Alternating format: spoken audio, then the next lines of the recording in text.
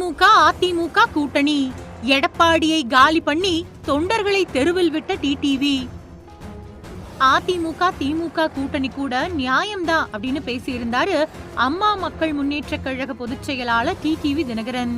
இந்த நிலையில எடப்பாடி பழனிசாமிய காலி செய்வேன் அப்படின்னு தனி கட்சி ஆரம்பிச்சு இப்போ அமமுக தொண்டர்களை நடுத்தெருவில் விட்டவர் தான் டிடிவி தினகரன் அப்படின்னு அமைச்சர் சிடிஆர் நிர்மல்குமார் பதிலடி கொடுத்திருக்காரு. அது மட்டும் இல்லாம இனிமே டிடிவி தினகரன் பேசாம இருக்கிறது தான் நல்லது அப்படின்னு சொல்லிருக்காரு. மதுரையில டிடிவி தினகரன் செய்தியாளர்களை சந்திச்சு பேசுறப்போ பாஜகவை எதிர்க்கிறதுக்காக தாவேகாவும் திமுகவும் ஒரே அணியில வரணும் அப்படின்னு திருமாவளவன் சொல்லி இருக்கிறத அரசியல் கருத்தாவே தான் பார்க்கிறதா சொல்லியிருந்தாரு. அது மட்டும் இல்லாம அதிமுக திமுக ஒன்றிணையுமா அப்படிங்கிற கேள்வி எழுப்பப்படுது. அரசியல் சூழல்ல யார வேணாலும் சேர்க்கும் தாவேகா கூட்டணியில திமுக கூட்டணியில இருந்தவங்க இருக்கிறது நியாயம் அப்படின்னு சொல்றாரு. அதிமுக திமுக கூட்டணியும் நியாயம்தான் அப்படின்னு பேசியிருந்தாரு.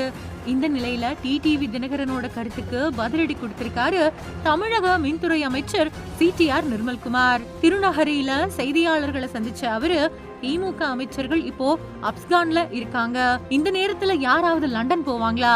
ஸ்டாலின் லண்டன் போயிட்டாரு, யார் எப்படி போனா என்ன, குடும்பத்தோட லண்டனுக்கு சுற்றுலா போயிட்டாரு. திமுக அதிமுகவை சேர்ந்தவங்க அடுத்த உள்ளாட்சி தேர்தல்ல மக்களை சந்திக்கவே முடியாது. ரெண்டு கட்சியும் சுயநலமா எடுத்த முடிவால பல பேரு மாற்று கட்சியில இருந்து வந்து இணைஞ்சுக்கிட்டு இருக்காங்க. கட்சியில என்ன நோக்கத்தோட சேர்றீங்களோ உங்களுக்கு எல்லா கௌரவம் மரியாதையும் கொடுக்கப்படும். மக்களோட பயணிக்க கூடிய ஒரே கட்சி தமிழக வெற்றி கழகம் தான். உள்ளாட்சி தேர்தல்ல தமிழகம் முழுக்க தமிழக வெற்றி கழக நிர்வாகிகள் எல்லா இடங்கள்லயும் நின்னு மக்களோட பெருவாரியான ஆதரவோட வெற்றி பெறுவாங்க. எப்போ எடப்பாடியும் ஸ்டாலினும் சேர்ந்து பயணிக்க முடிவு செஞ்சாங்களோ அப்பதான் இந்த பிரச்சனை தொடங்குச்சு. டிடிவி தினகரன் எதுக்கு கட்சி தொடங்கினாரு? எடப்பாடிய காலி செய்யணும் அப்படின்னும் துரோகி எடப்பாடி துரோகி பன்னீர்செல்வம் அப்படின்னு சொல்லிதான் கட்சியவே ஆரம்பிச்சாரு. 9 வருஷம் பன்னீர்செல்வத்தை துரோகி அப்படின்னு சொல்லிட்டு அவரை முதல்வரா அவரு ஒரே ஒரு எம்எல்ஏவை கவர்னர் மாளிகைக்கு கூட்டிட்டு போனாரு. அவரு பேசலாமா? இது நியாயமா? அவர் கூட 50,000க்கும் மேற்பட்டோர் பயணிச்சாங்க. இன்னைக்கு அவங்க எல்லாம் நடுத்தெருவுல தான் நிக்கிறாங்க. எடப்பாடியும் ஸ்டாலினும் ஒன்னா சேர்ந்து பயணிக்கணும் அப்படின்னு மக்கள் கொடுத்தாங்களா தீர்ப்பு? எங்க தலைவர் முதல்வர் ஆகணும் அப்படின்னு தான் மக்கள் தீர்ப்பு கொடுத்தாங்க.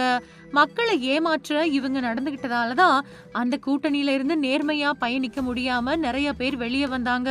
ஸ்டாலினே காதர் மொய்தீன் உள்ளிட்டவங்களுக்கு போன் பண்ணி எடப்பாடி முதல்வர் ஆகணும் அப்படின்னு சொன்னாரு. இதை விட கேவலமான செயல் இருக்கா? அண்ணன் டிடிவி இருக்கிறது எல்லாருக்குமே புரியும். அவர் காலத்துக்கு ஏத்த மாதிரி அண்ணன் டிடிவி பேசுறது எல்லாருக்கும் புரியும். அவர் காலத்துக்கு ஏத்த மாதிரி மாத்தி பேசுறாரு.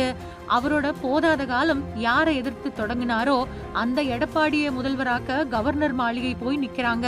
கொஞ்ச நாள் அவர் பேசாம இருந்தா அவருக்கு மரியாதையா இருக்கும்னு சொல்லியிருக்காரு.